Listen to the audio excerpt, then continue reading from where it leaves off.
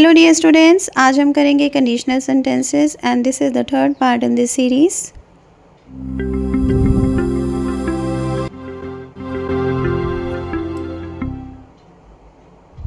Study the given examples. अभी आपके सामने जो एग्जाम्पल्स आएंगे आपने उन्हें ध्यान से पढ़ना है ताकि आपको ये कॉन्सेप्ट अच्छी तरह से क्लियर हो जाए। तो चलिए देखते हैं। फर्स्ट एग्जाम्पल क्या है।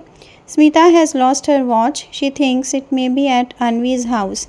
ये एक तरह की सिचुएशन है जो आपके सामने है कि स्मिता कोई गर्ल है जो कि अपनी वॉच को खो चुकी है, उसकी वॉच गुम हो गई है और उसे लगता है कि वह वॉच जो है वो अनवी के घर पर है। तो स्मिता अनवी से क्या कहती है, I think I left my watch at your house, have you seen it.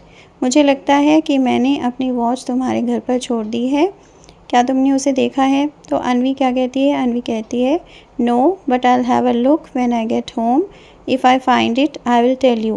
तो अनवी कहती है नहीं, लेकिन जब मैं घर जाऊंगी मैं देखूंगी, अगर मुझे वो मिलती है मैं तुम्हें बता दूंगी।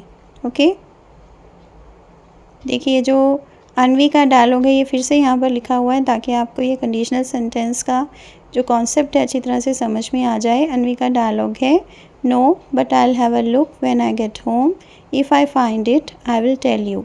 देखिए यहाँ पर जो सेकंड सेंटेंस है if I find it I will tell you, ये एक कंडीशनल सेंटेंस है।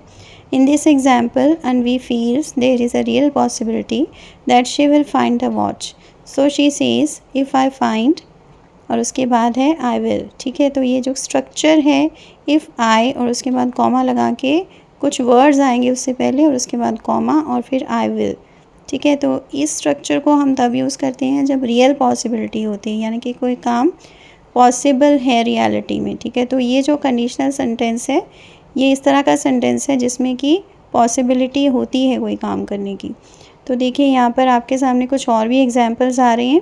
If you need my help tell me, अगर तुम्हें मेरी हेल्प की ज़रूरत है मुझे बता दो। ठीक है, यहाँ पर भी देखिए ये एक कंडीशनल सेंटेंस है। ओके, इसलिए हमने यहाँ पर इफ़ लगाया है और उसके बाद नीड लगाया है। Okay, if you need my help tell me, यानी कि अगर तुम्हें मेरी ज़रूरत है मुझे बता दो। The teacher said to the students if you don't finish your work I will give you a punishment. Teacher ने स्टूडेंट से कहा था अगर आप अपना काम फिनिश नहीं करते हो मैं आपको पनिशमेंट दूंगी।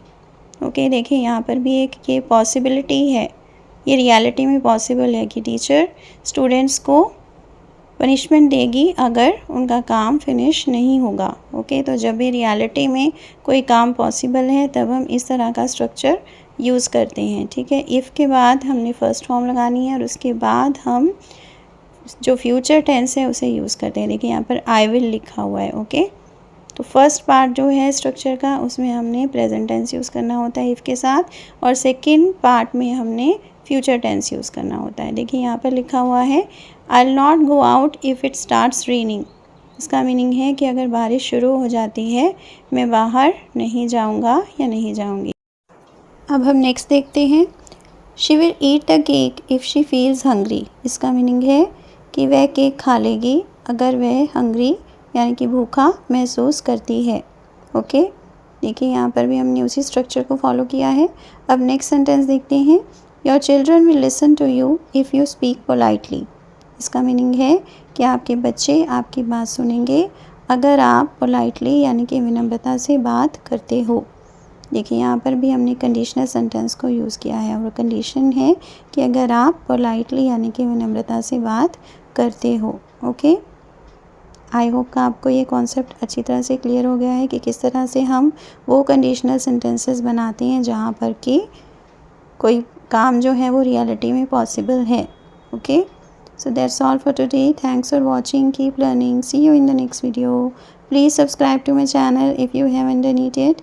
इसी तरह के वीडियोस मैं डेली अपलोड करती रहती हूँ जिससे कि आपकी इंग्लिश ग्रामर या जो भी आपकी इंग्लिश की वोकैबुलरी होती है वो अच्छे से इम्प्रूव हो पाए।